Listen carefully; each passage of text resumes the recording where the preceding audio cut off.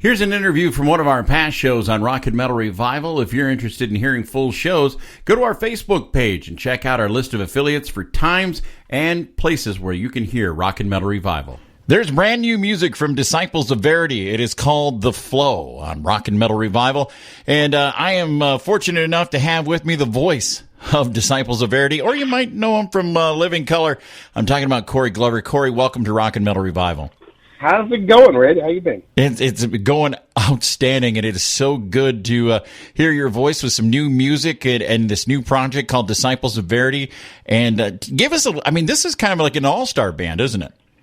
Yeah, sort of. You know, it's myself and Corey Pierce from God Forbid, and George Pond is from Negative Sky, and he used to be in Second Skin, and Mark Monjoy was in Second Skin, and Danny Puma was also in Negative Sky. So it's a bunch of folks, and we have guests on here, like we have Morgan Rose, got Loomis. We got a bunch of folks on this record that we're very proud of. So how did this project all come together? Had you guys all worked together in the past and just decided, hey, let's get together and try something out? It was basically we all got hoodwinked into doing this. We did. George had a project that he was working on. He had this music he was working on. We were at this music convention called NAMM in California, and he said, "I got these songs. I need some lyrics and I need some vocals. You want to do it?" Yeah, no problem. And so the two songs turned into an album. Like, how'd that happen? I don't know how he did that. And he did it to all of us for some reason. And all of a sudden we're in a band. I'm like, how?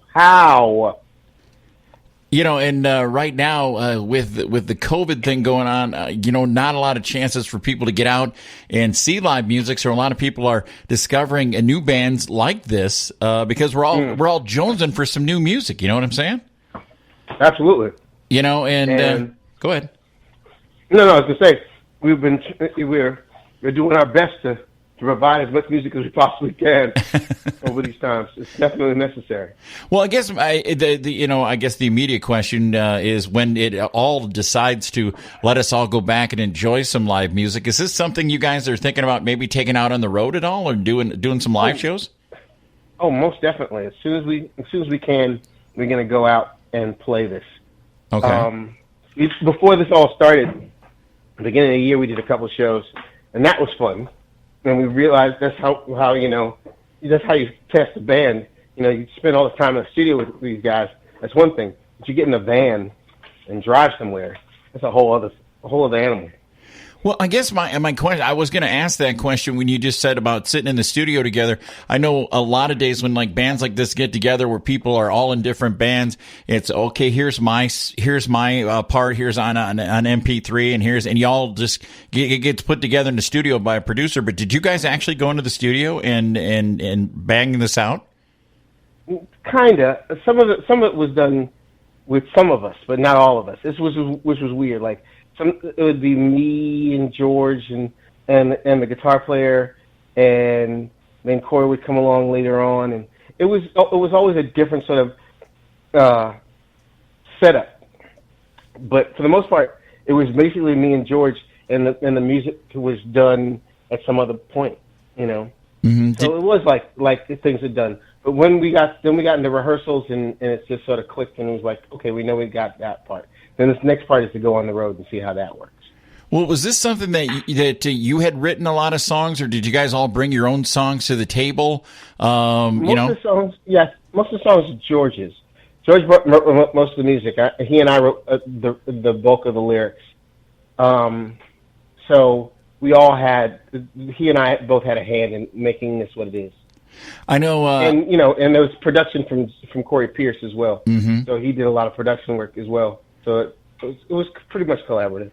I know when I was telling some people that I was going to talk to you today, and then before we went on, I told you that I'd seen you play with the Rolling Stones. They're like, so does it sound like Living Color? I go, the vocals have that Living Color thing, but this is way off from what you're doing. You did in Living Color, and I don't even know how to explain. It's like a new breed of metal.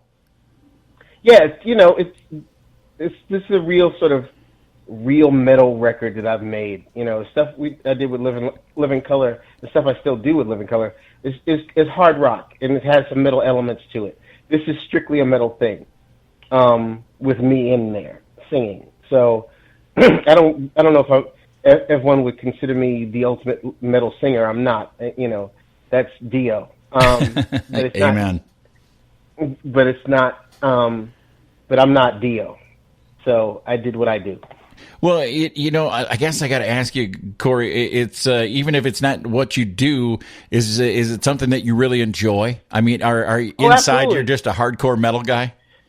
Yeah, I mean, I've loved hardcore music for a very long time. I'm the biggest fan of Slayer. I'm the biggest fan of Megadeth. Before that, it was Bad Brains and that kind of stuff. I've listened to. This is a part of my DNA, Exactly. as much as anything else is. All right. Well, here's the question I want to throw out to you. One of my favorite tunes you did with Living Color is Open Letter to a Landlord. And with all the crap that's going on in this country, do you ever wonder back and look at, man, I recorded that back so many years ago and now it's still, Well, that's the point we've been making lately. You know, it's the 30th anniversary of our album Time's Up this year. 30th anniversary. Mm-hmm. And the stuff that we talked about on Time's Up and Vivid are still happening now.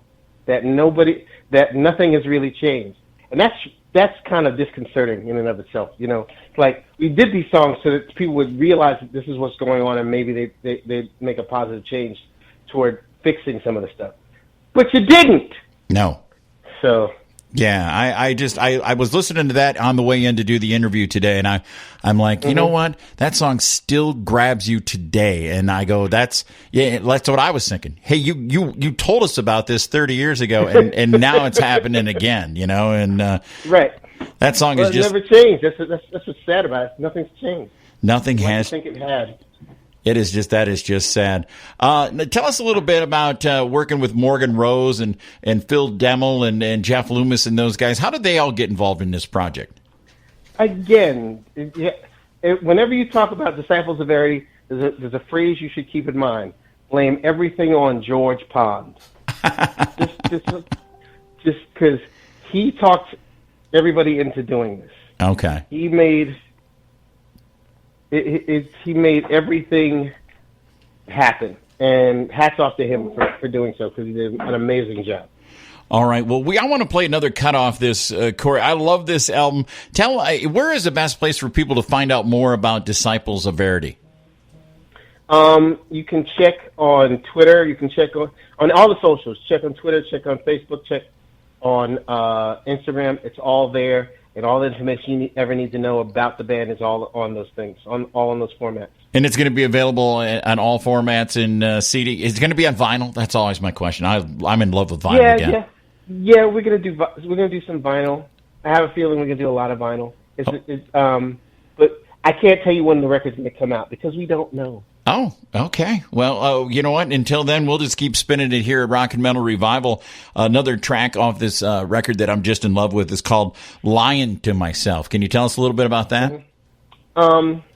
It's about the realization of the things that you've been thinking about, that they're not real, that they are just ephemeral. They're the things that come out of that you can't know the truth sometimes.